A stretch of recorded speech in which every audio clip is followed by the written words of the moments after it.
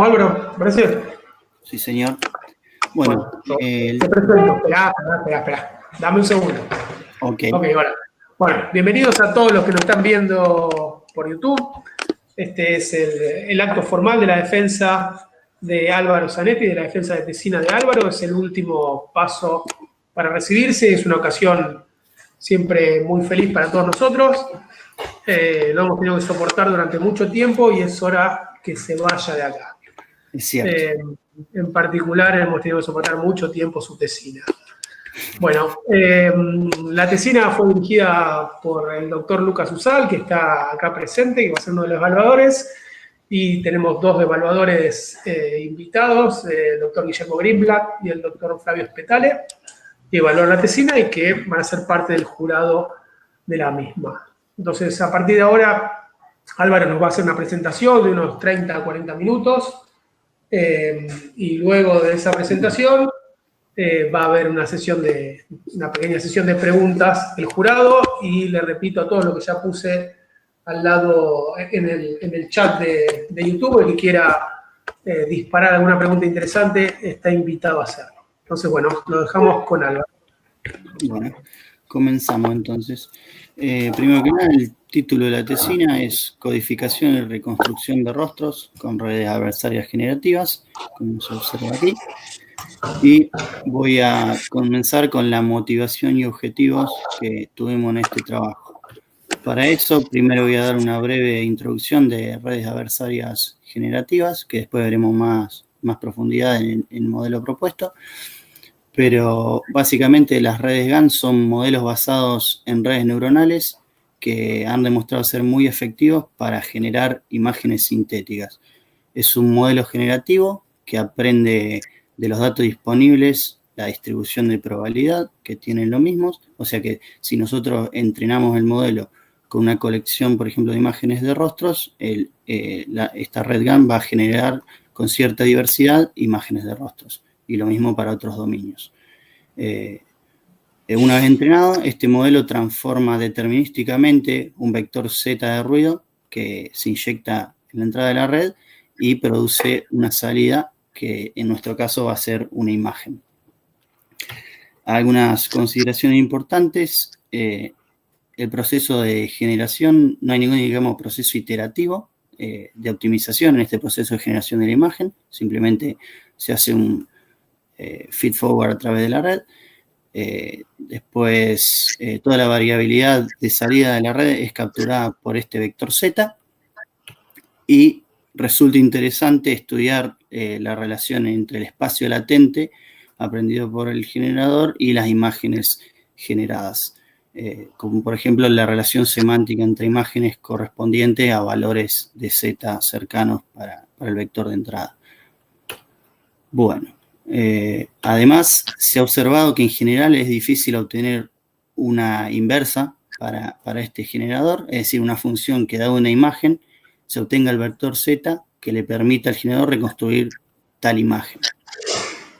Y esto es especialmente difícil cuando se consideran datasets de diversas categorías como CIFAR 10 o ImageNet, incluso que tienen 1000 categorías. En esos casos es incluso más complicado. Bien, los objetivos. Como dijimos, bueno, es difícil obtener esta inversa, entonces lo que queremos hacer es estudiar un caso más restringido utilizando un dataset de rostros conformados por una única identidad que vamos a presentar, comparar los resultados que obtenemos utilizando este dataset con otro dataset de rostros de complejidad creciente y que tienen distintas características. Y, por último, evaluar el potencial de estas técnicas de inversión y regeneración para algunas aplicaciones prácticas que veremos al final también. Bueno, comenzamos entonces con el marco teórico. Cabe mencionar acá que en la tesina se partió de cuestiones básicas como inteligencia artificial y su relación con aprendizaje automatizado y aprendizaje profundo, distintas formas de aprendizaje automatizado como supervisado, no supervisado, Partimos de redes neuronales del comienzo, del perceptrón simple de una única capa, presentamos redes multicapas, descenso por el gradiente, pero bueno, por cuestiones de tiempo acá vamos a hacer todos esos conocimientos se asumen como conocimiento previo y vamos a aplicar las siguientes secciones, que básicamente son redes neuronales convolucionales, redes adversarias generativas convolucionales y Wasserstein-GAN, que es una modificación sobre GAN que utilizamos como código base para nuestro trabajo. Bueno, comenzamos con las redes neuronales convolucionales. Básicamente reciben su nombre porque están compuestas principalmente por capas convolucionales, que ahora veremos en más detalles, en vez de utilizar capas completamente conectadas como las redes tradicionales. Una de las principales limitaciones de las redes con capas completamente conectadas para procesar imágenes es su complejidad computacional, ya que consideran la totalidad de los píxeles de las imágenes. Y esto provoca una explosión de pesos, sobre todo en las neuronas de la primera capa. Por ejemplo, si tenemos imágenes de 64 por 64 píxeles con 3 canales RGB, para cada neurona en la capa de entrada tenemos que entrenar alrededor de 12.000 pesos. Sí, está acá. Y la diferencia con las redes convolucionales es que al utilizar un filtro sobre la entrada, la cantidad de pesos a ser entrenado es muchísimo menor. En el caso de estas imágenes, para un filtro de 3x3, el resultado sería, un filtro de 5x5, el resultado sería 75, de 3x3 sería 9. Y por último, estas redes son utilizadas principalmente en el campo de reconocimiento de patrones en imágenes. Bueno, veamos brevemente su funcionamiento. Básicamente, las convoluciones operan sobre tensores 3D de entrada que tienen 2 ejes espaciales, ancho y alto, y un eje de profundidad. La operación de convolución extrae parches, podríamos decir, del feature map de entrada de la imagen y aplica la misma transformación a todo ello, produciendo un nuevo feature map de salida. Esto le permite aprender patrones locales en vez de patrones globales, como si consideraría todo el conjunto de píxeles al mismo tiempo. La profundidad de salida de estos filtros es un parámetro de la capa de convolución y una vez que pasa por la primera capa de convolución ya no se corresponde a los canales RGB de la imagen, sino que se los llama filtros, donde cada filtro puede codificar diferentes aspectos de la imagen. Otro parámetro de estas capas de convolución es el tamaño del kernel, como dije antes. Los valores más comunes son 3x3 o 5x5. Y además las ubicaciones espaciales se mantienen entre el feature map de entrada y de salida. Es decir, que por ejemplo la porción superior derecha de la salida contiene información relevante de la porción superior derecha de la entrada.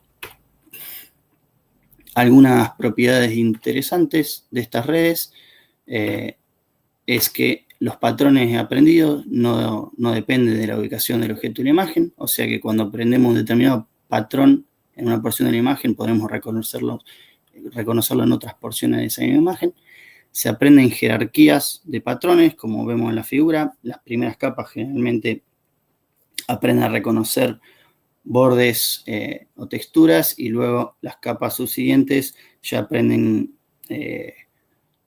patrones más complejos como ser oreja, ojos, y mientras que la última capa nos da una representación abstracta que es nuestro valor de interés, como podría ser el reconocimiento de un gato o del dígito 0, depende del dataset que estemos utilizando. Bueno, pasando a las redes GAN, que son la base de este trabajo. Primero, antes de presentarlas, vale dar una pequeña aclaración sobre los algoritmos generativos y los algoritmos discriminativos. Básicamente, consideramos que tenemos un dataset con un conjunto de ejemplos donde decimos que I es la etiqueta o categoría para un determinado ejemplo y X son las características del mismo. En nuestras imágenes serían los píxeles. Entonces, decimos que el algoritmo discriminativo lo que hace, dada la característica de un ejemplo determinado, produce una etiqueta. Por ejemplo, dadas las palabras de un email, el algoritmo discriminativo dice si es spam o no es spam, el ejemplo clásico. Por otro lado, podemos pensar el algoritmo generativo como que realiza el proceso inverso, modela cómo se distribuyen las características para cada categoría o etiqueta. En el caso de los emails sería, asumiendo que el email es spam, qué tan probable es un determinado conjunto de palabras. Bueno, vamos a la idea de redes adversarias generativas. Fue presentada por Ian Goodfellow en 2014 y son llamadas adversarias debido a que el problema se estructura de manera que existen dos entidades compitiendo entre sí, donde cada una de ellas es un modelo de aprendizaje automatizado. Y veamos rápidamente cómo funciona.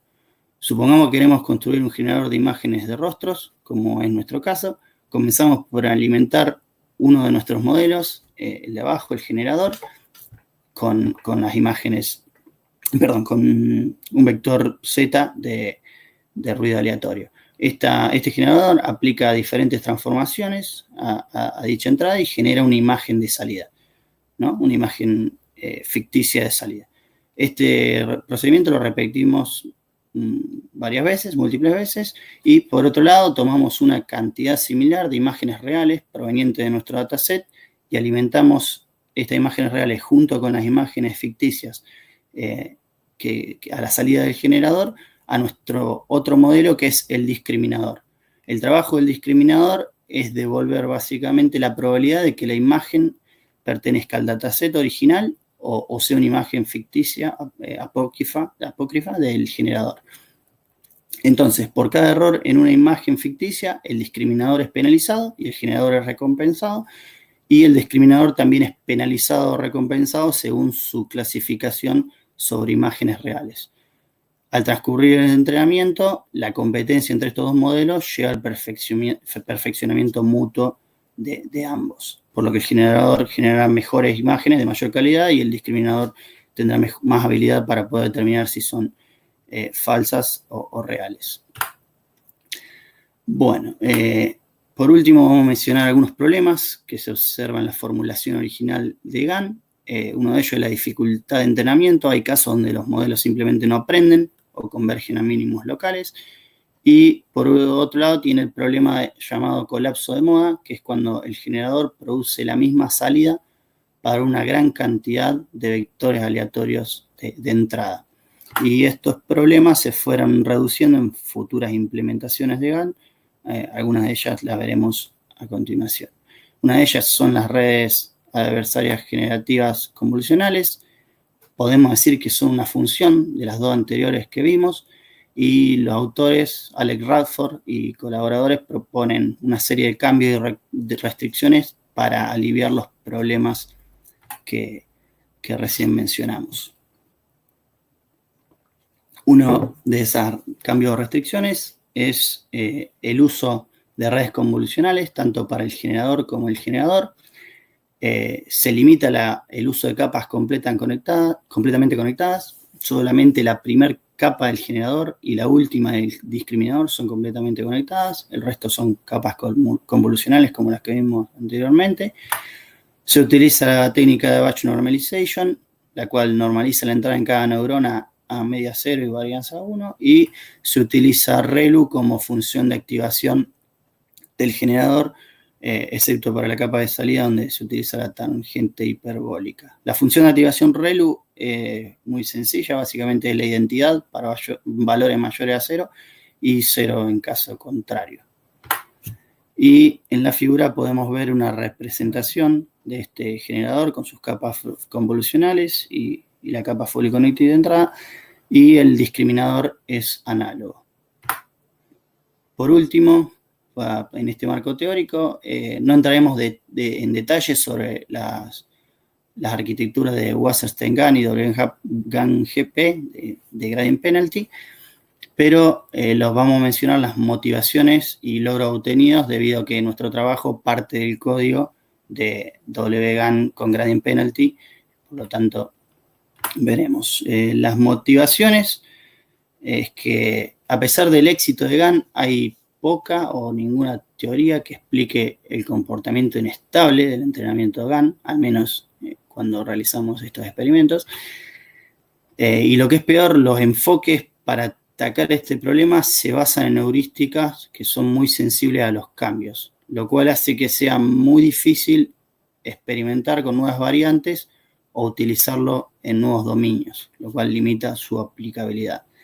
Entre las ventajas de estas dos arquitecturas que menciono acá, básicamente podemos observar mayor estabilidad del proceso de optimización, se soluciona el problema de colapso de moda, los autores afirman que no se observó ninguno de los experimentos realizados, y otro detalle es que permite obtener una función de costo comprensible y correlacionada con la calidad de generación, lo cual no era posible en el modelo inicial de GAN. Y bueno, WGAN GP es simplemente una modificación mínima sobre Wasserstein GAN.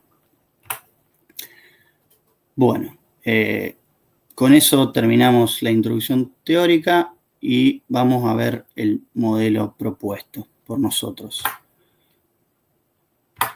Básicamente, para poder codificar imágenes de rostros nuevamente al espacio de vectores Z, recordamos que los vectores Z son los que introducimos en el generador, proponemos una inversa que llamamos I, cuya arquitectura es prácticamente igual a la del discriminador del modelo, pero la diferencia es que se remueve la última capa lineal de una sola neurona de salida, que clasifica los ejemplos en ficticios o reales, y la reemplazamos por capas fully connected, una serie de capas fully connected, donde la salida final tiene igual cantidad de neuronas que el vector Z que se provee en la entrada del generador. Y el entrenamiento de esta inversa se realiza en dos pasos. Primero realizamos el entrenamiento GAN tradicional del generador y el discriminador, y una vez que tenemos esos dos modelos entrenados, continuamos con el entrenamiento de la inversa, ya con el generador congelado, podríamos decir. Los datos de entrenamiento para la inversa se proveen de la forma G de ZZ, donde G de Z es la imagen a la salida del generador, Z es el vector que se introdujo en su entrada, por lo que tenemos infinitos datos de entrenamiento, básicamente aprovechando nuestro generador ya entrenado. La salida de la inversa es un nuevo vector Z', como se observa en la imagen, y la idea es que capture las características principales del rostro de esa imagen que se le proveyó a la inversa. Y por lo tanto, G de Z y G de Z' deberían ser la misma imagen. Con respecto a la función de costo que utilizamos para entrenar nuestros modelos, o la inversa en realidad, básicamente está compuesta por dos sumandos. Uno es el error absoluto medio entre los vectores Z y el otro el error absoluto medio entre los píxeles de las imágenes, la original y la reconstruida. Vamos a hacer una rápida mención de los tres datasets utilizados en el trabajo. Básicamente tenemos tres. Uno es CELEVA, un dataset muy conocido en el ámbito. Tiene 10.000 identidades y 200.000 ejemplos. El otro dataset lo llamamos Humanae por el trabajo de fotografía de Angélica Das, a partir del cual se construyó este dataset. Cuenta con solo 3.000 imágenes de retratos homogéneos en estilo y posición, y la característica principal es que el fondo es igual al tono de piel de la persona. Por último, el dataset de DiCaprio, Leonardo DiCaprio, que se compone de 147.000 ejemplos y fue construido por nosotros mismos con un algoritmo que desarrollamos con Lucas durante mi práctica profesional en el grupo de aprendizaje automatizado y aplicaciones. Todos los datasets se preprocesaron para lograr la mayor homogeneidad posible, y algo importante a mencionar es que si bien el dataset de DiCaprio está compuesto por una única identidad, posee mucha variabilidad en términos de posición, expresión, iluminación. Y otra cosa es que no hemos normalizado en el dataset de DiCaprio la posición de ojos y boca, como sí ocurre en el dataset CELEVA. Los ojos y la boca están siempre en la misma porción de la imagen, para ver si nuestra inversa logra mantener estas propiedades al obtener las imágenes regeneradas. Acá tenemos una muestra de los 3 datasets en cuestión: DiCaprio arriba, Celeo en el medio y Humanae por último. Y con eso concluimos el modelo propuesto y pasemos a la sección de resultados. Primero veamos el desempeño de nuestros generadores entrenados con los 3 datasets. Podemos ver que los 3 modelos logran generar rostros de su dominio con una calidad aceptable.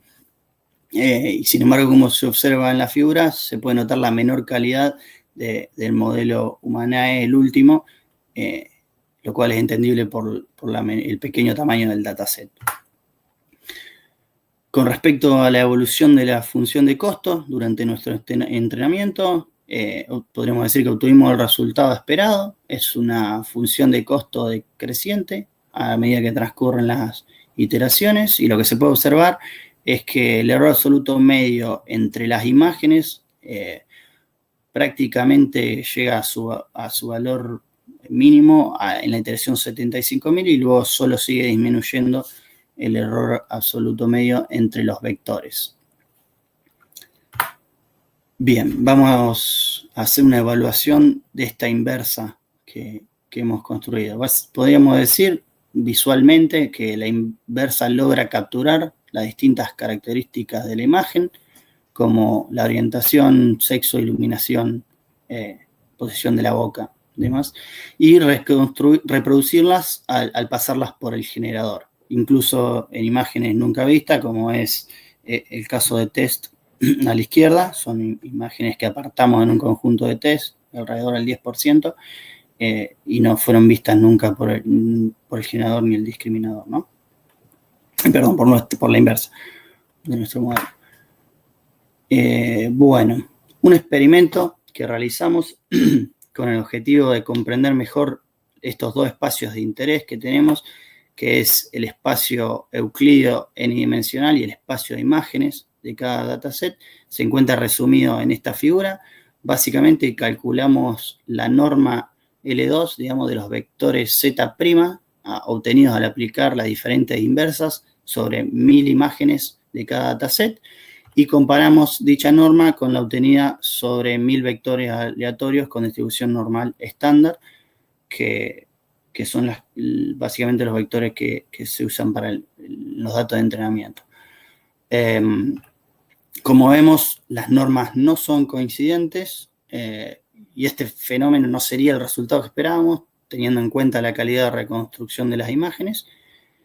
Y bueno, tuvimos algunas discusiones de por qué esto ocurre, pero no pudimos encontrar una explicación final, podría decirse.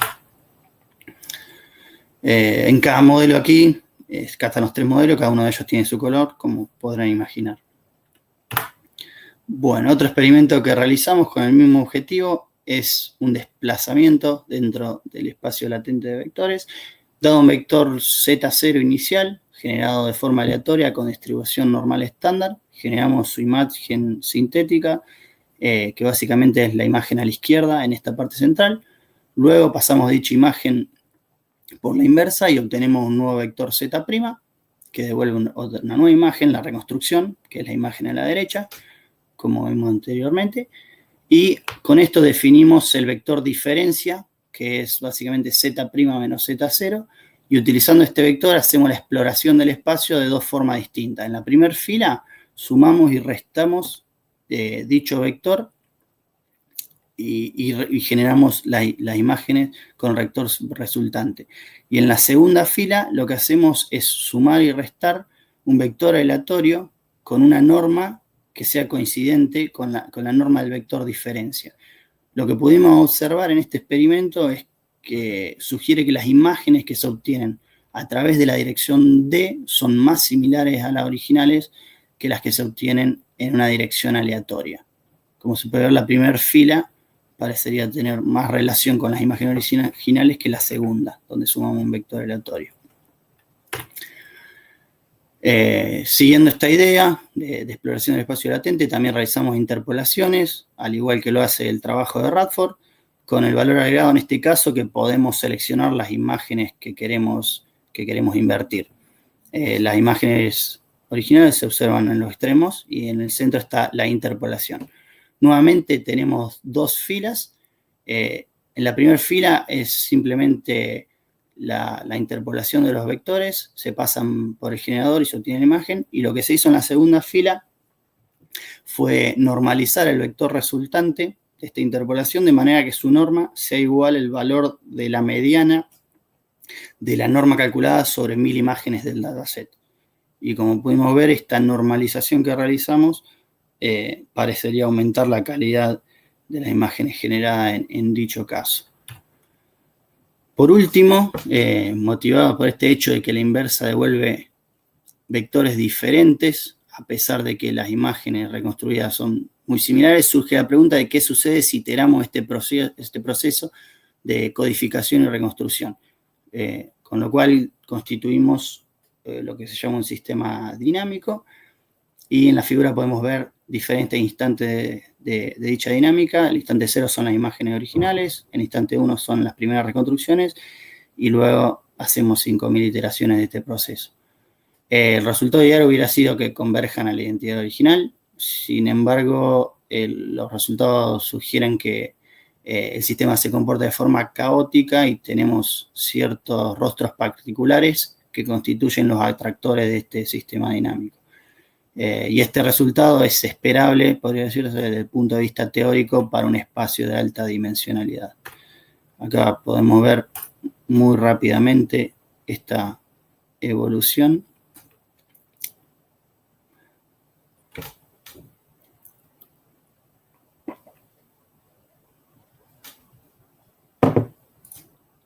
No sé cómo ven ustedes el frame rate, pero bueno. Se ve bien. Perfecto. Y acá vemos como los atractores del sistema, están algunas imágenes, algunos rostros son los atractores del sistema. Por último, en la parte más interesante, podríamos decir, viendo que el modelo logra capturar y reproducir las diferentes características de la imagen, procedimos a utilizar videos capturados por nosotros mismos con identidades familiares. Los resultados esperados en este caso son, para DiCaprio, poder suplantar su identidad imitando expresiones y posiciones en el rostro de entrada. En el caso de Seleva, también la idea era mantener las características de la imagen, pero al tratarse de un dataset con miles de identidades, queríamos ver si lograba reproducir la identidad original y si devolvía siempre la misma o existía una variación dependiendo de las diferentes condiciones. Por último, para Humanae, debido a la composición del dataset y su tamaño, no teníamos muchas pretensiones de que reproduzca atributos nunca vistos o haga buenas reconstrucciones. Los resultados de esto se puede observar en estas imágenes. Ahora vamos a ver un video también y se ve como, principalmente para los datasets de DiCaprio y de Seleva, se logra reproducir varios aspectos de la imagen original, como ser el uso de lentes de sol, lentes comunes, posición de la boca. Y acá podemos ver esas mismas capturas de forma continua. Esta es la parte graciosa, podríamos decir.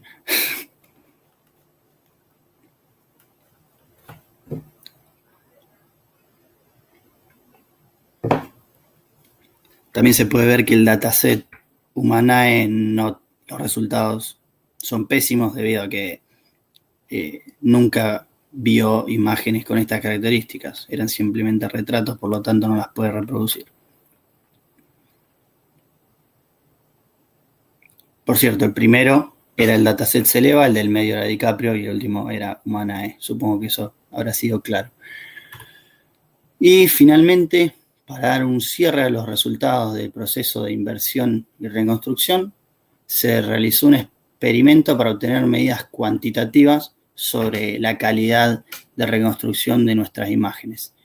Estos resultados se encuentran en la figura para los 3 datasets, y lo que se puede ver es, a la izquierda, calculamos la similitud coseno entre pares de caras aleatorias tomadas del conjunto de test de cada dataset, y a la derecha calculamos la similitud coseno entre cada cara y su reconstrucción. El tamaño de muestra en ambos casos es de 100 y, como se puede ver, existen caras más o menos similares dentro de las que se toman aleatoriamente, pero la gran mayoría no supera una similitud coseno de 0,35, mientras que en las reconstrucciones tienen en promedio una similitud coseno de 0,9, siendo el máximo 1.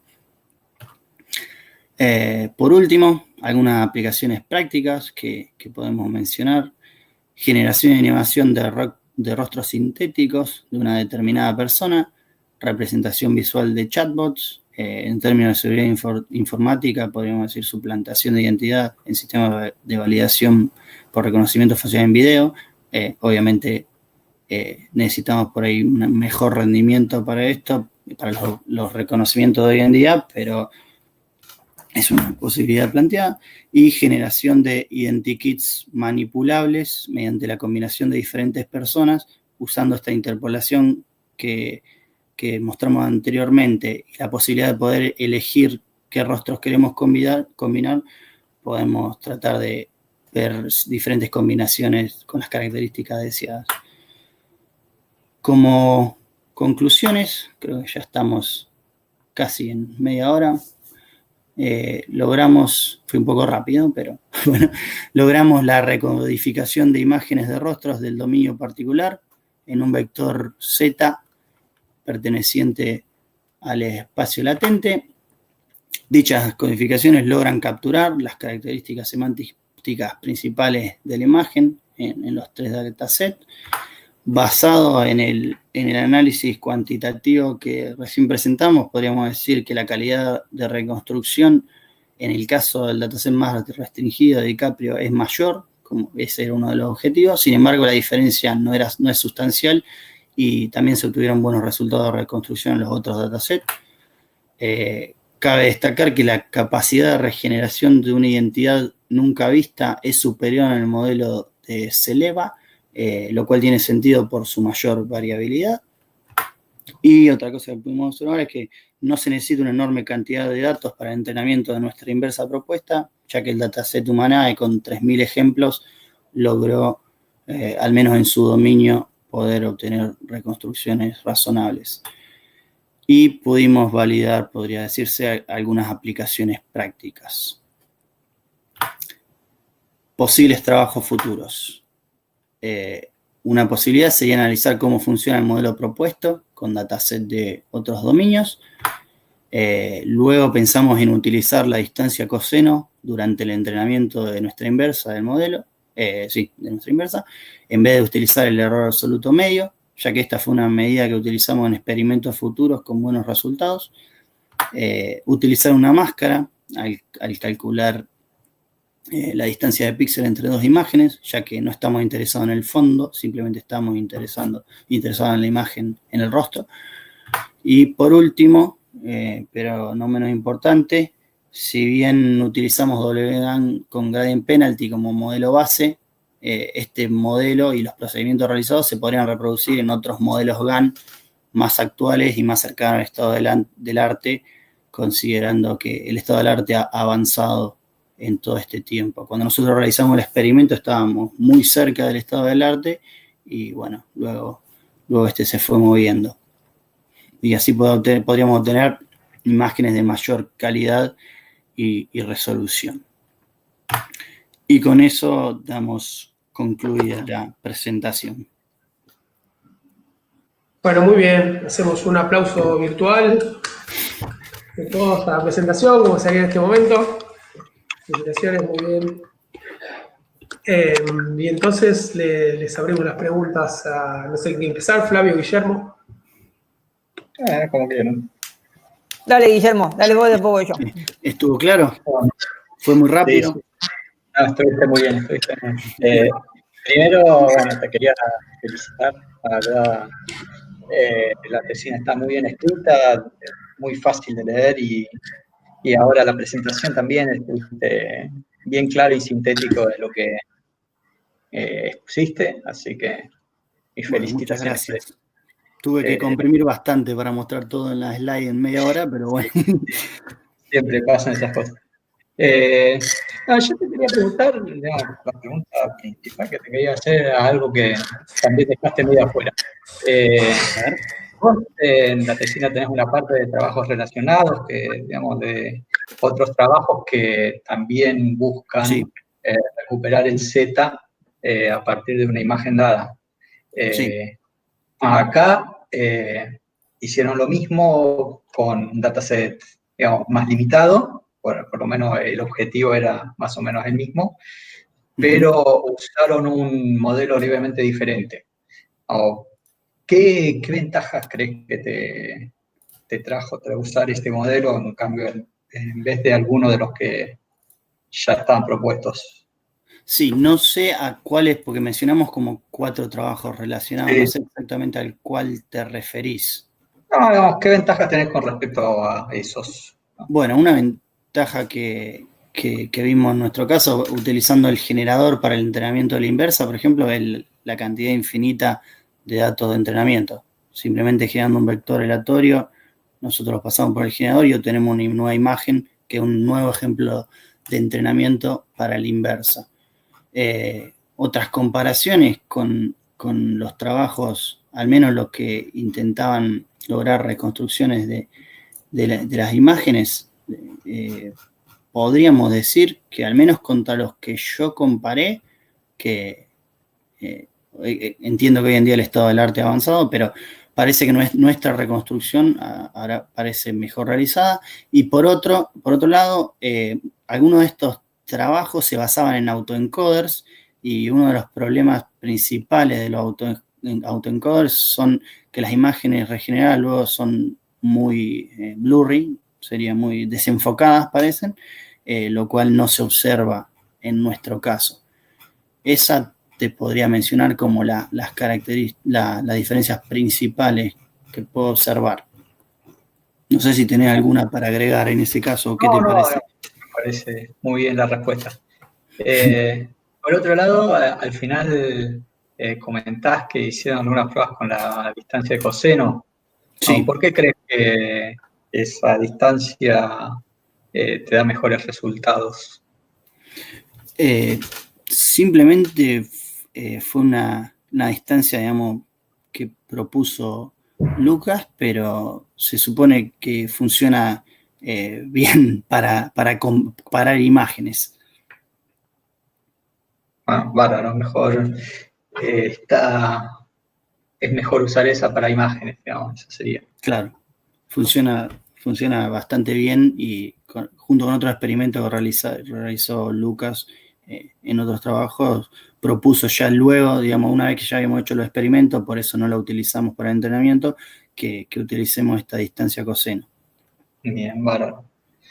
Bueno, y después otra, ya más para ir cerrando, me pareció muy bueno, excelente el trabajo que te tomaste para generar todo el dataset de DiCaprio, digamos.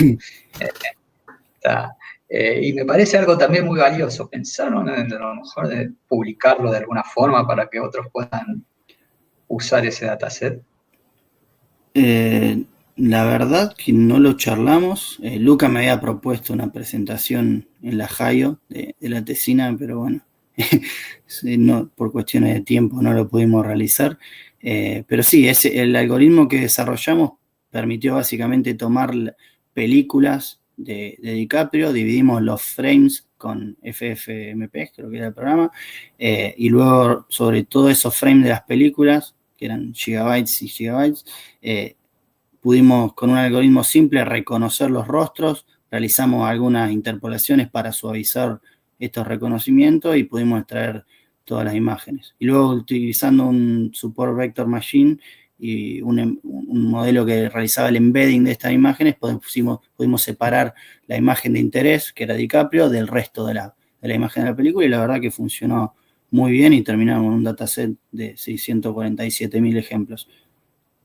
Sí, me parece muy bueno y la verdad estaría bueno ponerlo así a disposición como para que se puedan hacer un dataset más limitado en identidades, en rostros. Claro. No, desconozco cómo será el tema de copyright en ese caso, ya que son películas, pero bueno.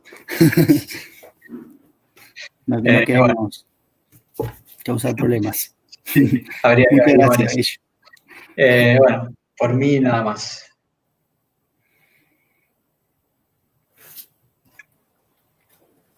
Bueno, ahora me toca a mí. Muy buena la presentación, Álvaro. Ahí, un grato placer haber participado acá en la corrección de tu tesina para darte el último impulso y que ya te desempeñes profesionalmente. Así que voy a acá, bueno, con Lucas y Guillermo, creo que tanto tu director como Guillermo también han estado muy contentos de que arrancaste la tesina como con las prácticas profesionales, ¿no? Uh-huh. La presentación muy buena, me gustó. De hecho, le pusiste más énfasis todavía ahí a la parte de tu metodología, que por ahí era lo que yo te había puesto ahí en la revisión, que le ponga más énfasis porque había mucho trabajo hecho ahí y que parecía como que faltaba algo, digamos, de mostrar todo lo que había hecho, porque parecía que la introducción se llevaba casi y el estado del arte, la mayor parte de tu trabajo, cuando en realidad estaba muy bueno todo lo que habían planteado, ¿no? Para hacer esta red regenerativa. Claro. Y particularmente, bueno, una pregunta fue justo la misma que hacía Guillermo, que también me había, y casi la respondiste también en el final, era por qué había solo probado la MA y no otras, como la del coseno. Así que, bueno, esa ya te diría que está casi respondida porque ya la diste un poco en detalles. Y sí, tengo unas dos dudas, digamos.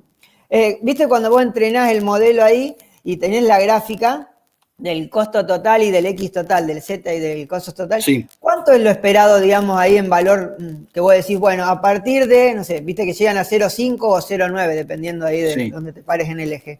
¿Qué sería lo esperado para que vos digas, bueno, a partir de acá yo confío en que el modelo está? Honestamente, acá, eso mismo. Sí.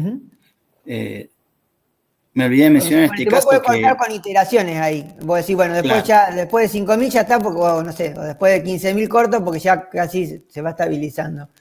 Sí. ¿Cuál sería, digamos, hay en la bibliografía, o no lo hay, un valor mínimo que vos decís, bueno, a partir de acá yo confío en lo que estoy haciendo?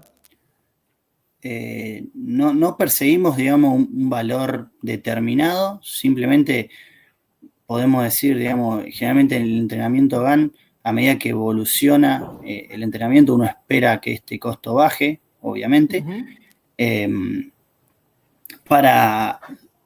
pero sí, o sea, lo esperado es que la función de costo sea decreciente.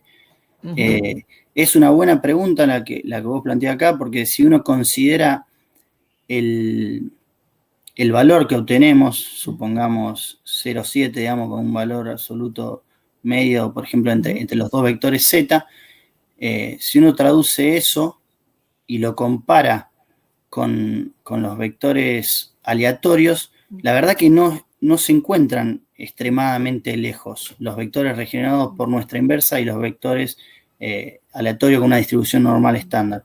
Sin embargo, el modelo logra capturar, digamos, las características que esperábamos que capture, a pesar de que sí, pues uno podría decir, esperaríamos que el error tienda más a 0, digamos, si el error parte de 1,5 en este eje a la izquierda para vectores cualquiera, uno esperaría un vector más cercano a 0, pero parece que con este resultado, digamos, lo que quiero destacar acá es que lo que se espera es una función de costo decreciente, pero no perseguimos un valor. Yo preguntaba, por a lo mejor en la bibliografía dice, bueno, una vez que decae, no sé, 30% de mi valor de inicio, bueno, ya es considerado como que está satisfecho, digamos, claro, mi entrenamiento, y entonces podría ya independizarme, digamos, pero bueno, si no hay, está bien, digamos, de hecho se ve como desconozco. Que... Está bien. Y pero... la última va sobre la última gráfica, esto porque desconozco nada más, es porque me llamó la atención porque había valores negativos en la última gráfica. A ver. Cuando vos hacías lo de las caras aleatorias ahí, eso ahí. ¿Por qué hay esos valores negativos? Porque yo esperaría que vaya entre 0 y 1, ¿no? ¿Por qué van para abajo? ¿Qué significa eso que va para abajo? Creo que...